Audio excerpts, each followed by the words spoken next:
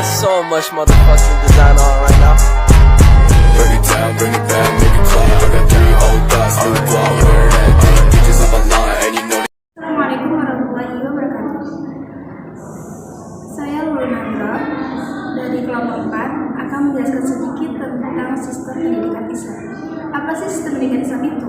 Sistem pendidikan Islam adalah suatu proses perubahan sikap dan tingkah laku orang untuk menentukan kepribadian peserta anak didik berdasarkan yang digariskan dalam Al-Quran dan Hadis. Apa saja komponennya? Yang pertama ada tujuan, yang kedua ada peserta didik, yang ketiga ada pendidik, yang keempat ada materi, yang kelima alat dan media, dan yang keenam adalah lingkungan pendidikan. Komponen dalam sistem pendidikan Islam itu ada 6. Yang pertama, tujuan. Tujuan pendidikan Islam adalah membentuk manusia yang berpribadi muslim kamil serta berdasarkan ajaran Islam. Dan yang kedua, peserta didik. Peserta didik adalah anggota masyarakat yang berusaha mengembangkan dirinya melalui jalur pendidikan. Yang ketiga adalah pendidik. Guru sebagai pendidik dalam lembaga lingkungan sekolah, orang tua sebagai pendidik dalam lingkungan keluarga, dan pimpinan masyarakat baik formal maupun informal sebagai pendidik dalam lingkungan masyarakat. Yang keempat, materi. Materi pendidikan berarti mengorganisir bidang ilmu pengetahuan yang membentuk aktivitas lembaga pendidikan. Yang kelima, alat atau media pendidikan. Alat atau media pendidikan yang memungkinkan terlaksananya pekerjaan pendidik sebagai perbuatan situasi yang membantu tercapainya tujuan pendidikan.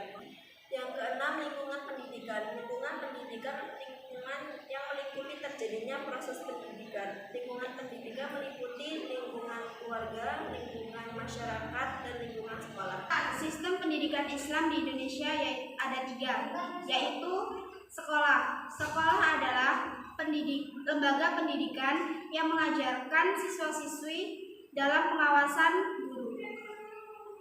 Yang kedua, madrasah. Madrasah adalah suatu lembaga yang mengajarkan ilmu-ilmu keislaman.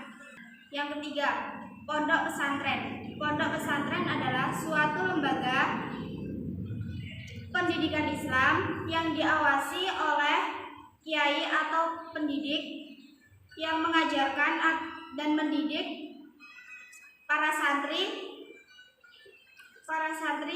dengan fasilitas asrama dan masjid. Metode pembelajaran pendidikan Islam yang dapat diterapkan diantaranya adalah metode ceramah, demonstrasi, diskusi, resitasi, karya wisata, sosiodharma, seminar, dan eksperimen. Jadi kesimpulannya dari sistem pendidikan Islam adalah sistem pendidikan Islam merupakan proses perubahan sikap dan tingkah laku sekarang untuk menentukan kepribadian anak berdasarkan gariskan Al-Quran dan Hadis. Kemudian di sini juga ada beberapa komponen sistem pendidikan Islam, yaitu Tujuan, peserta didik, pendidik, materi, alat atau bahan, dan lingkungan pendidikan. sistem pendidikan Islam yang ada di Indonesia yaitu ada madrasah, sekolah, dan pondok pesantren.